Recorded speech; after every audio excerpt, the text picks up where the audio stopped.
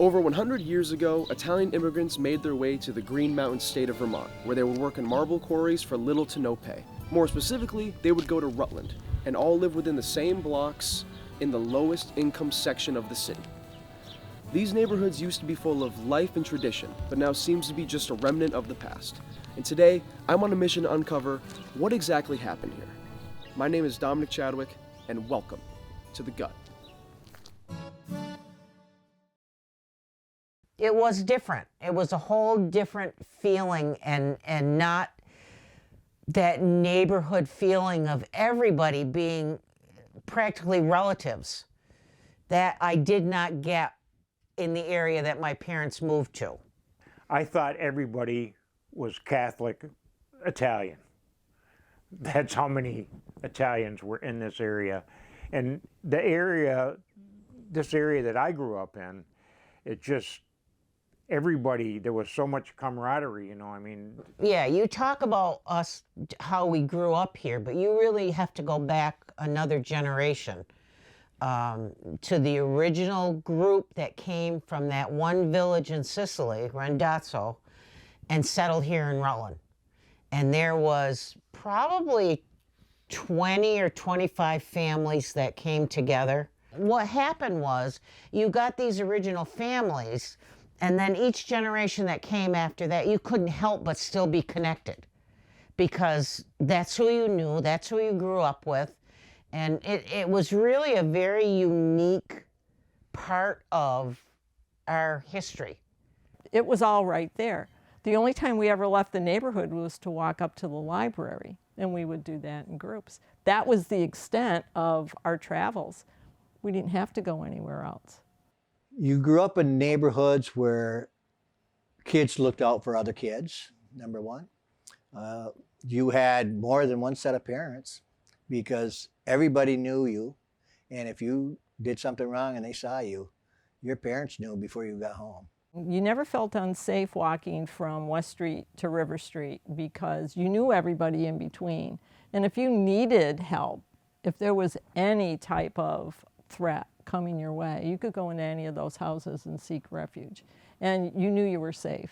There was this an incredible comfort level of just going outside and playing. As long as you were home with the 10 and 9 whistle, Yep. They weren't expecting you home before then. It's funny, you know, even now, my God, how many years later, that 10 and 9 whistle brings back so many memories. And I know that it really upsets a lot of people. Oh, it's too loud, it's too this.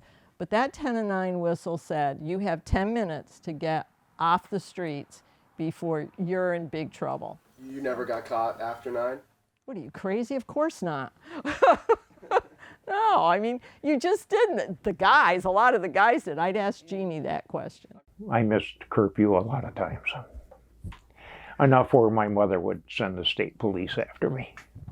Everybody scattered when that thing blew, I'll tell you. And you know what? I'm a fat old lady now, but let me tell you what. I could run from the park to my house on Pearl Street. Yeah. Because you had to be home at 9 o'clock. You had 10-minute leeway. From the time that whistle blew, I would run to Pearl Street and be home by 9 o'clock. God, I wish I had $1 for every spade of dirt I turned over, because everybody had big gardens. But we had, 60 tomato plants, and we had Italian pole beans. We grew Ifavi beans. Some kids raided gardens, on cabbage night and tomato night. We never did, because we knew how much work it took to put that garden together. I can't say we destroyed things, but we'd go into gardens and get stuff, and but like you were saying, everybody had a garden. Your grandfather had a garden. My grandfather had there was a garden every 15 feet in the gut. You respected the people that did the gardens. I mean, I know my grandfather worked hard on his, so you don't want to go to somebody else's and rip something up. You're in You deep respected trouble. it, but you didn't mind stealing out of it. But I don't think they cared. Predominantly, the Happy Valley, or the Gut, whatever you want to call it, was considered the Italian section of the city. And we had a couple good Italian bakeries down there. There was Manalfi's, And there was Romano's. Let's see, you had Maro's. Passapatorti on West Street as well, Gallows. or Chaffee's. I called it Chaffee's. Cantones. Cantones my was Uncle between John's. her and my house. Down, up you Forest go- Street had Delvinaries. And then you had Belomos, and on the corner of Cherry and Forest was Katruppi's. Then you had That's Kajiji's the next That block was- over. Yeah, that was so there was quite a further, few. I'm sure I'm missing some, but But you know, in those days, you didn't have grocery stores. First National was the only one I ever remember my mother talking Yeah. about. The Feast of the Assumption, which is an Italian celebration of the Blessed Mother, in still August. big in August 15th. Big in New York City, Boston, Chicago, wherever there are Italian communities, the Feast of the Assumption is big. It was a week of partying, and some of the things that used to go on, there was always music. I remember when I was real young, there was an Italian band from Albany that would come in And the biggest thing was the parade through the streets where they with the Blessed Mother. with the Blessed Mother, and all the kids dressed up. We belong to, down here in Happy Valley, most people here belong to St. Peter's Church. Because it was, you went to school. I went to school to St. Peter's, and then I went to Mount St. Joseph, and then I went to the Catholic College of St. Joe's. But you grew up in that area, which was that's your parish, and that's your school area. So it was not only was it your family, it became your neighborhood, and then it became your church and school, family and community. I saw the change for myself as soon as we moved here. Even though we had this section here that was the same, the outlying areas began to change because families moved away. The tightness of the community began to loosen up because some of the families moved away, other families moved in, and it changed. It wasn't like you could walk up on anybody's porch and say, I'm hungry. What you see in Rutland now is nothing. And can I say this? The people who live in Rutland now and think it's so wonderful have no clue. What was wonderful was the Rutland that we remember, the Rutland my parents remember, because Rutland was the most important city in the state of Vermont. The truth of the matter is, in my eyes, is that not everybody grows up with that sense of family. There's something about Italian families that, and I'm not saying it doesn't occur, and no offense, I'm not saying that it doesn't occur in other families, but there was just something, and I think it was just because they all came from an area. When you come to a new place, you cling to what you know, and that just solidified to the point where it just maintained itself for generations to come. Before you start changing how you run a parish, ask the parishioners, what did you do before I came? What were some of the traditions you had before I came? You try to maintain that, but with each new group that comes along, they don't have a point of reference about it. So it's hard to maintain that sense. The MSJ that we knew and the feelings we had about going to school there are way different than obviously it is today. There were way many more kids there. And it was just something that you knew, coming through parochial schools, you knew that's where you were going to go. MSJ afforded the best education that I've ever had. They were tough, but there were expectations. School has changed. I mean, It has. there are no more nuns, or very few. Sometimes you can say certainly- that's a good thing. We did have a few crazy nuns in our days.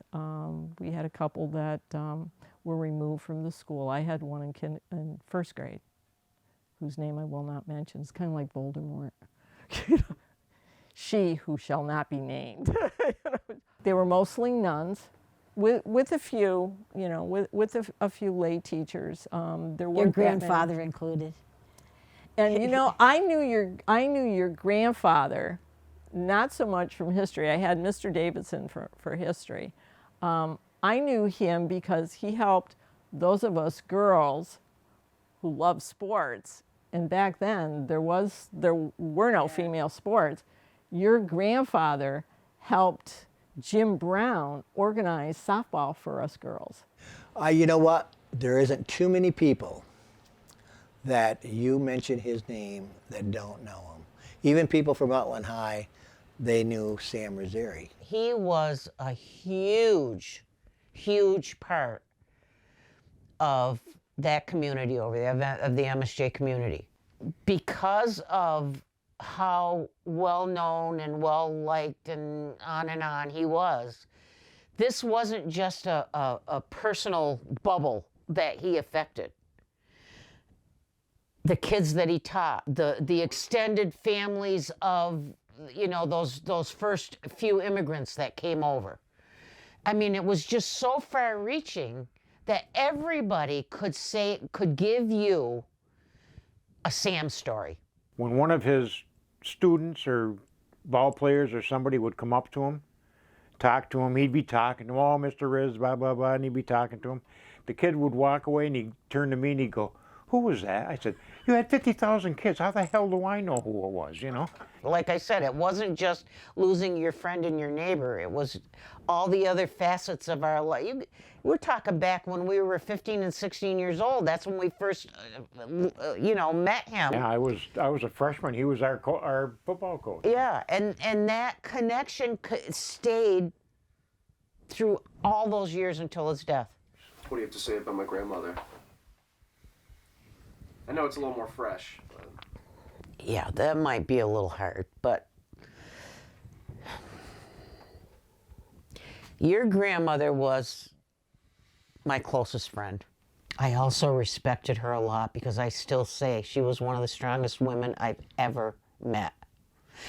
And I don't obviously mean that physically because I could put her whole body in one pant leg that I own now. Now, did we chew at each other sometimes? Yeah, we did. Because you know what? I was stubborn, but she was worse. Oh, God. But she was probably the closest female figure that I've ever had. She took care of my kids when I was working. We went places together. I was with her right from the first day of her treatments. It's a big hole in my life.